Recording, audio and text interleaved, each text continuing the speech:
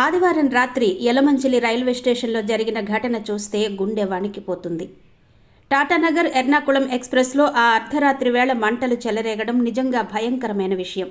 కానీ ఆ క్లిష్ట సమయంలో ఫైర్ సిబ్బంది, పోలీసు యంత్రాంగం చూపిన తెగువకు ప్రశంసల వర్షం కురుస్తోంది.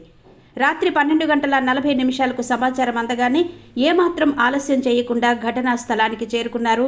భయంకరమైన మంటల్లో చిక్కుకున్న B1, M2 బోగీల నుంచి ప్రయాణికులను సురక్షితంగా కిందికి దించారు. వారి అప్రమత్తత వల్లే వందలాది ప్రాణాలు కాపాడబడ్డాయి. 4 ఫైర్ ఇంజన్లతో ప్రాణాలకు తెగించి పోరాడి మంటలు ఇతర బోగీలకు వ్యాపించకుండా అదుపు చేశారు.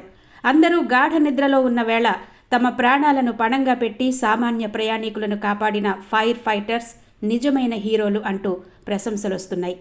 అయితే దురదృష్టవశాత్తు విజయవాడకు చెందిన చంద్రశేఖర్ ఈ మంటల్లో సజీవ దహనమయ్యారు. మిగిలిన ప్రయాణికులను వెంటనే సామర్లకోట నుంచి మరో రైల్లో పంపేందుకు అనకాపల్లి ఎస్పీ చొరవతో రైల్వే అధికారులు ఏర్పాట్లు చేశారు.